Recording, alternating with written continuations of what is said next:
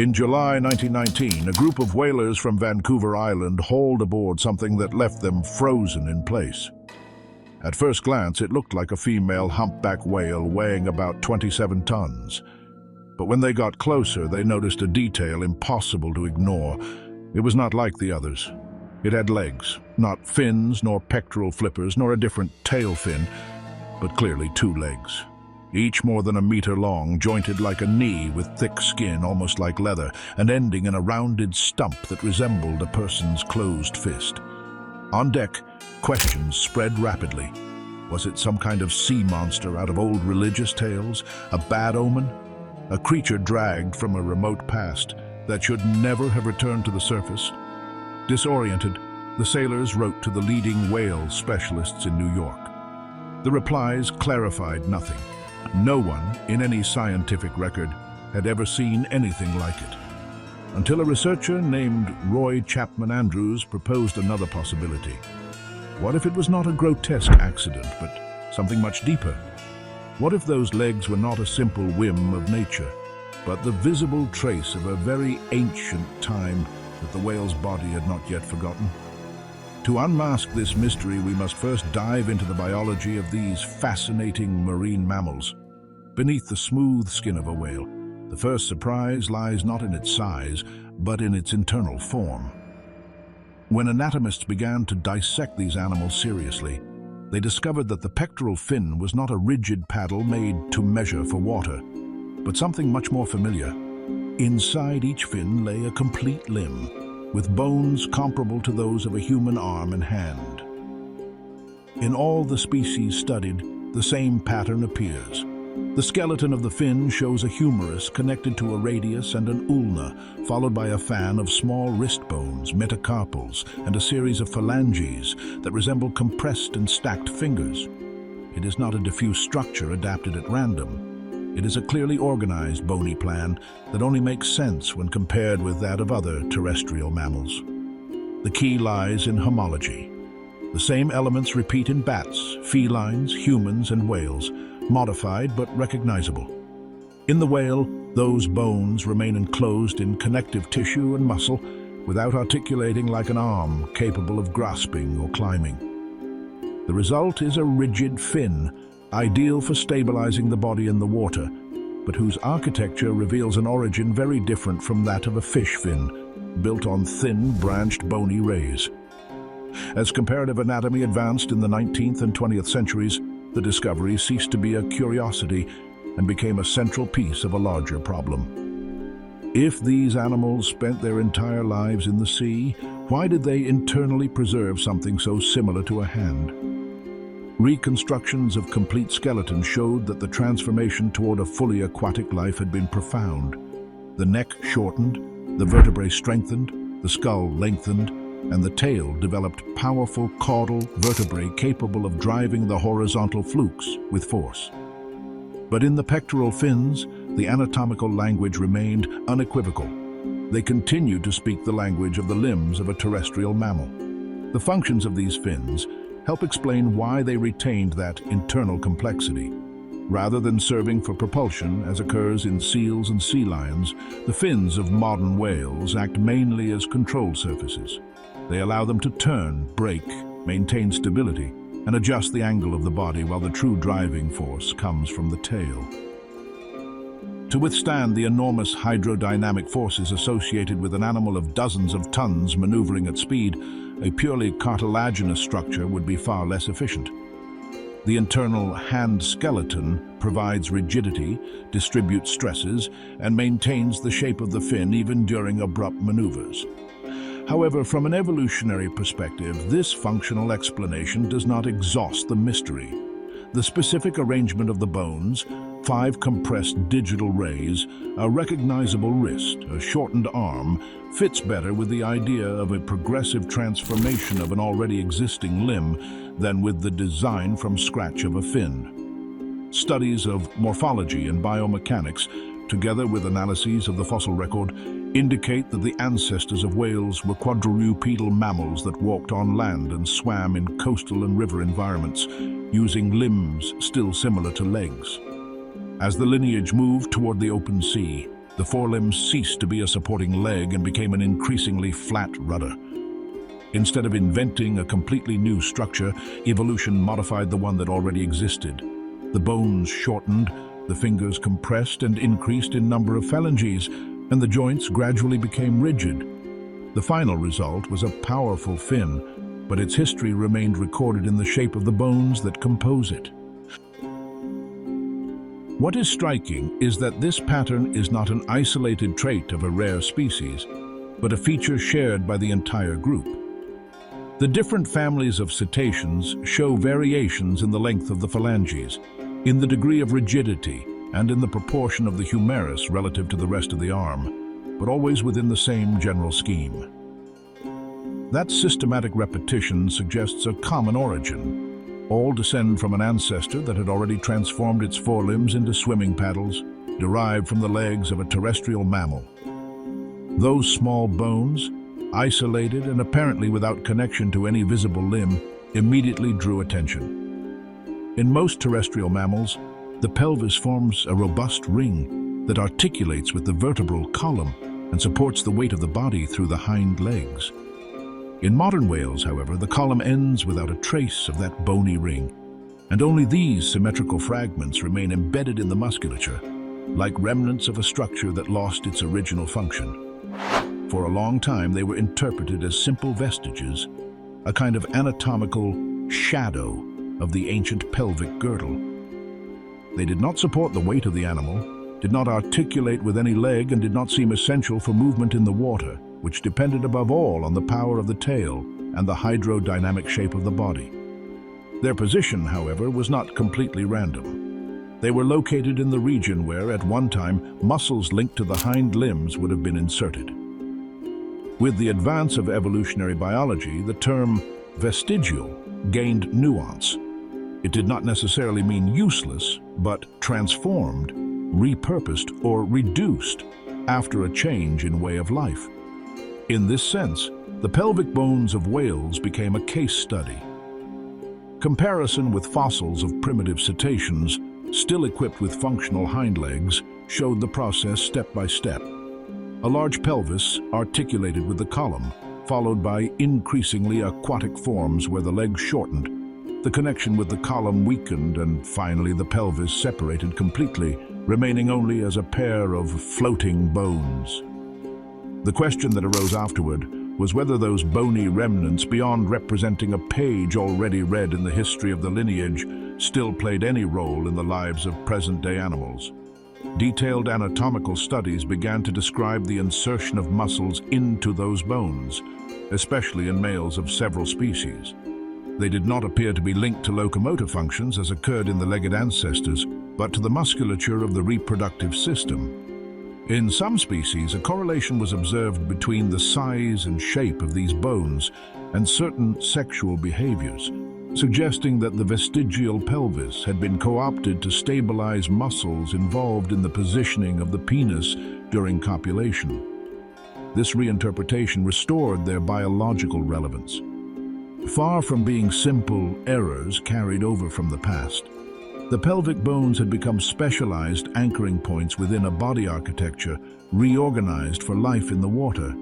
The ancient function of supporting the body on vanished limbs gave way to a more discrete but important role within reproduction. Even so, their form, their position, and their discontinuity with the column continued to betray their origin as part of a complete pelvic girdle. The fact that all whales and dolphins share some version of this reduced pelvis reinforces the idea of a common ancestor that went through the transition from a terrestrial mammal body, supported on four legs, to a streamlined body propelled by a powerful tail. In that transition, the hind limbs gradually lost their usefulness for efficient swimming and ended up becoming a hydrodynamic hindrance. The evolutionary solution was to reduce them, disconnect them from the spine, and in most modern forms make them disappear externally.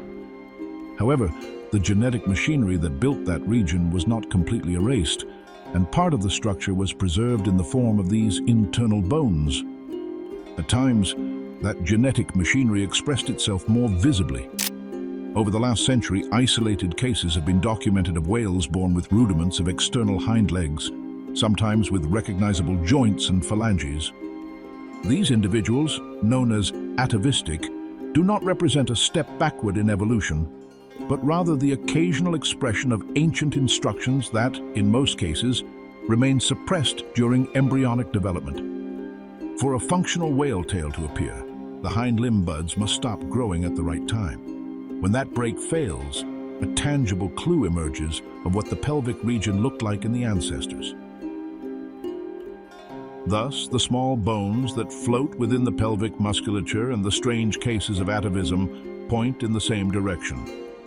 The present-day body preserves beneath the surface a map of its past. The changes that led to the loss of the hind legs did not erase the system completely. They reoriented it. The pelvis ceased to be a support point for walking and became a piece integrated into the complex of muscles and organs of the caudal and reproductive region. The combination of fins with hidden hands and fragmented pelvises traces a coherent picture. The entire skeleton tells a story of transformation from a creature that walked on solid ground to a specialized swimmer. But the body does not speak only through bones. It also does so through how it builds itself stage by stage, from embryo to adult animal. In that sequence of growth, sometimes extremely brief and hidden, there are signals of structures that appear and then fade away, as if the organism were reviewing its own history before deciding what its final form will be. For much of the 20th century, the embryonic development of whales was studied through histological sections and classical anatomical descriptions. What was seen in those first observations was striking. In early stages, the embryos did not immediately show the streamlined silhouette of a marine swimmer, but rather a body more similar to that of a generic terrestrial mammal. The trunk lengthened, the head was relatively large, and in the posterior region, tissue buds appeared that resembled future outlines of hind limbs. As gestation progressed, those buds did not follow the same path as in other mammals. Instead of consolidating into legs, articulated and with differentiated bones, they underwent a process of regression. They stopped growing, were partially reabsorbed, and ended up integrating into the muscular and connective mass of the caudal region. The final result, in the newborn, was a body without visible hind legs, but with internal structures, such as the small pelvic bones, that could be traced back to those embryonic outlines. This sequence caught the attention of developmental biologists because it suggested that the organism tested an ancient form before discarding it.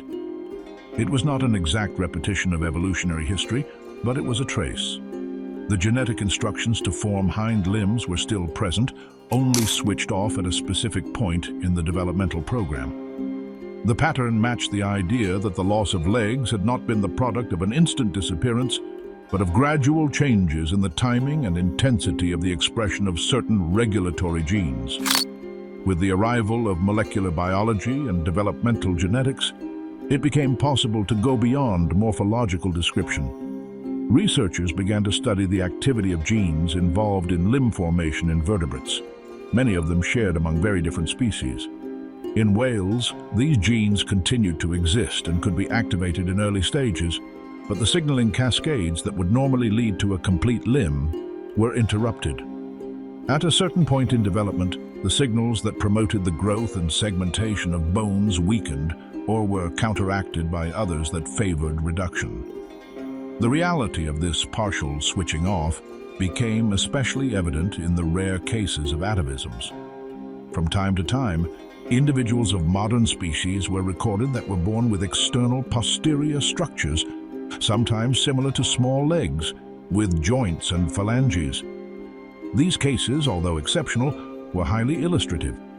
They showed that the potential to build complete hind limbs had not disappeared entirely.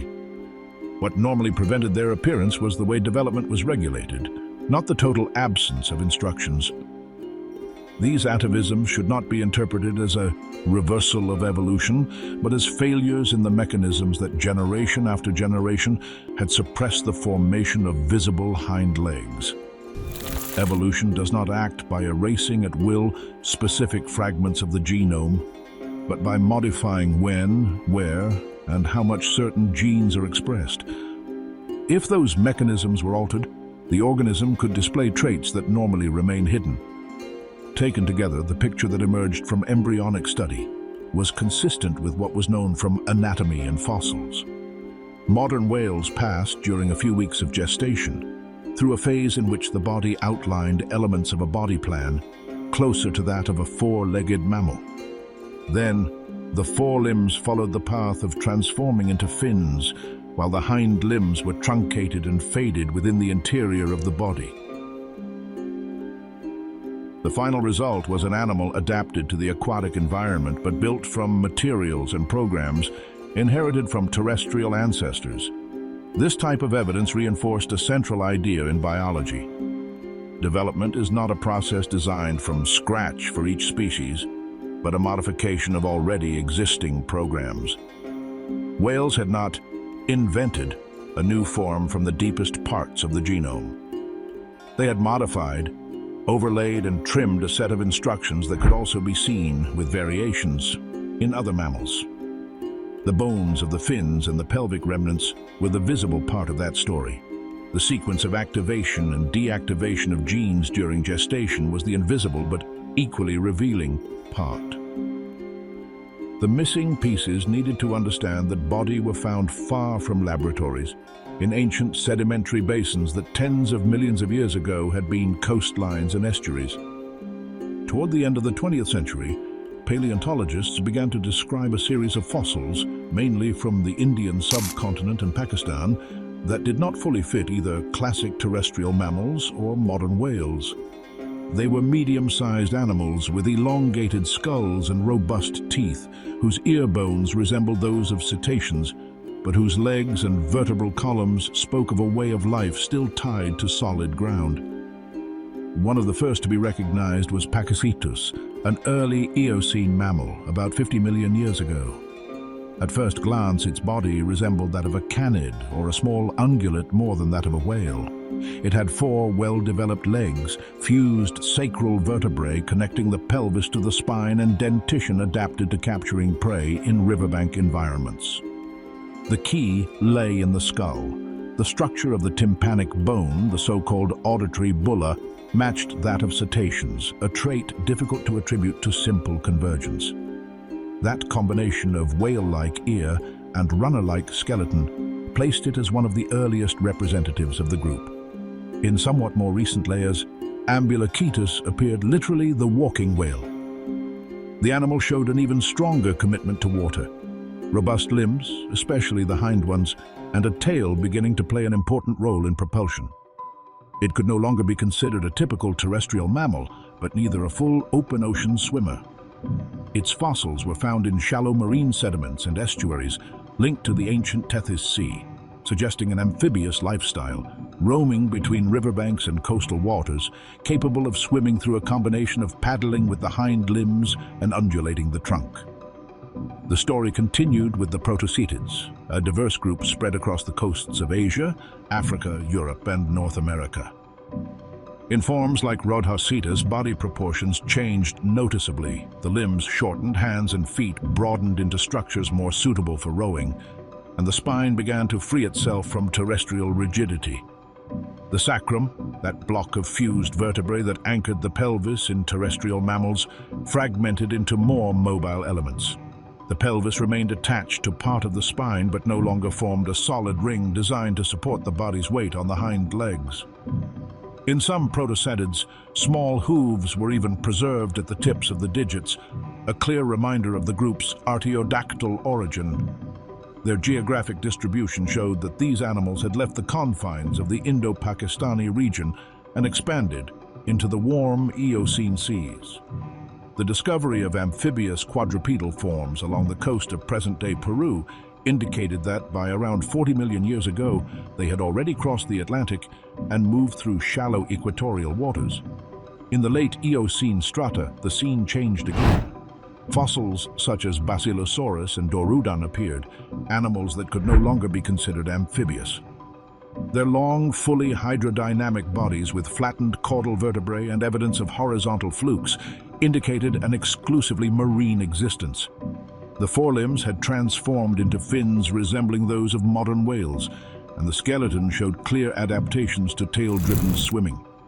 The hind limbs, by contrast, had been reduced to small external structures, too weak and short to serve any locomotor function, but still recognizable as miniature complete limbs. In these animals, the pelvis no longer articulated with the spine. The pelvic bones appeared isolated, associated with those tiny hind limbs, and their function seemed more linked to reproduction than movement. The transition from the robust, anchored pelvis of Pakicetus to these detached remnants offered a direct parallel to the situation seen in modern whales, where only internal floating bones remain embedded in the musculature of the caudal region. Microscopic analysis of the bones completed the picture. The earliest members of the group showed patterns of density and structure consistent with animals that spent much of their time on land or in shallow waters. As forms became more aquatic, the bones became more porous or denser depending on the region of the skeleton, adjusting buoyancy and mechanical resistance for a life of continuous swimming. In Dorodon, the entire skeleton revealed a fully developed tail swimmer, with a body about 5 meters long, capable of moving efficiently in open water. When these fossils were arranged in sequence, they formed a chain of forms describing, step by step, the transformation of a four-legged mammal into a whale. The skull showed the progressive displacement of the nostrils from the tip of the snout to the top of the head. The ear gradually adapted to underwater sound transmission. The spine gained flexibility in the lumbar and caudal regions, the hind limbs reduced into vestiges, and the forelimbs consolidated as fins with internal hands. When bones, embryos, and fossils had already drawn the same story, there remained one last test to examine, the one readable in DNA. From the late 20th century onward, molecular comparisons between different mammal species made it possible to reconstruct family trees with a level of detail previously impossible. In those trees, cetaceans did not appear as an isolated branch, but deeply embedded within the artiodactyl group, alongside animals as seemingly different as cows, deer, and above all, hippos. Similarities in DNA sequences and proteins pointed to hippos as their closest living relatives. This is not a superficial affinity, but a consistent pattern repeated across different regions of the genome. It fits with an ancient scenario. Tens of millions of years ago, a lineage of hoofed mammals living in shallow aquatic environments began exploiting the water more and more as a refuge and food source. That branch eventually gave rise to the transitional forms described by the fossils and, much later, to modern whales. Genetics not only confirms that whales are mammals, it shows precisely with which other mammals they share ancestors and when those lineages diverged. The same logic applies to the details of their internal anatomy. The genes involved in limb formation, pelvic construction, or axial skeleton organization are not exclusive to these animals. They are variants of the same developmental systems operating in other vertebrates.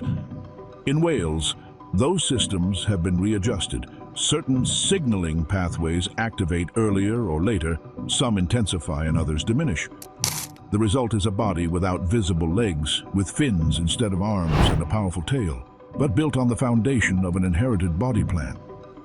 Developmental genetics illustrates this clearly. In embryos, the genes that trigger the formation of hind limb buds turn on, but the chain that normally leads to a complete leg is interrupted. The instructions do not disappear, their effect is modulated. The same occurs with skull elongation, nostril displacement to the top of the head, or thickening of the caudal vertebrae. Part of the internal peculiarity of these animals is not that they have strange structures, but that these structures result from variations in a shared set of genetic tools. That all living cetacean species share the pattern of hands in their fins and pelvic remnants is no minor detail. It means that beyond differences in size, diet, or behavior, from the immense blue whales to small coastal dolphins, all descend from a common trunk that had already traversed much of the transition from land to sea. What is observed in the fins and pelvis is a mark of shared origin, a signature of history that has not been erased despite tens of millions of years of change. Understanding this history has practical consequences.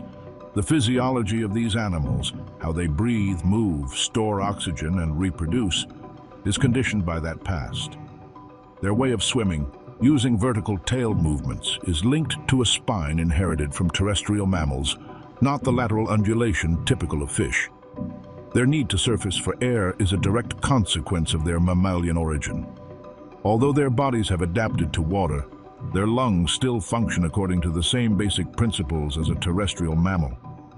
A similar situation occurs with their auditory system and echolocation ability in some groups.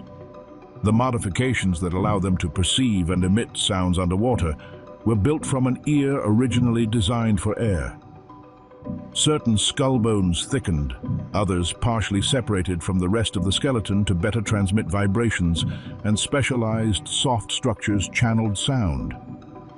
Without the evolutionary context and comparison with other species, these traits would appear as isolated solutions. Viewed alongside internal anatomy, they are part of the same line of transformation. This history also allows for reinterpretation of cases that, without this framework, seem puzzling. Atavistic individuals with rudiments of external hind legs, like the specimen found in 1919, cease to be inexplicable monsters and become brief windows into an ancient stage of the lineage. Genetics shows that they are not creatures from another era, but rare variations within a current species, in which the balance of developmental signals has been slightly altered. For a brief moment, the body allows an ancient version of itself to express before returning to the usual pattern. On a broader level, the combination of anatomy, development, fossils, and genetics provides an essential tool for conservation. Understanding how these animals' bodies have been formed, what limitations they carry, and what adaptations they have accumulated allows for a better understanding of their vulnerabilities. Their lungs and circulatory systems are adapted to deep and prolonged dives, but have well-defined limits. Their bones and muscles are optimized for swimming, not for withstanding external pressures like impacts or loud noises. Their evolutionary history helps explain why certain human threats, such as underwater noise, ship strikes, or chemical pollution, have such specific effects on them. Finally, all this evidence restores the internal anomaly to its true place. What makes the interior of each of these creatures special is not a mysterious organ or a secret hidden deep within the body, but the persistence of structures pointing to a different origin than their current appearance would suggest. The fins that hide hands, the reduced pelvises that no longer support legs, and the genes that still know how to build limbs that never appear are, together, a physical archive of their history. Every time one of these animals crosses the ocean, it does so with that history incorporated into its skeleton and DNA. Beneath the skin and blubber, among muscles adapted to water and bones remodeled for swimming, remains the trace of a mammal that once walked on land,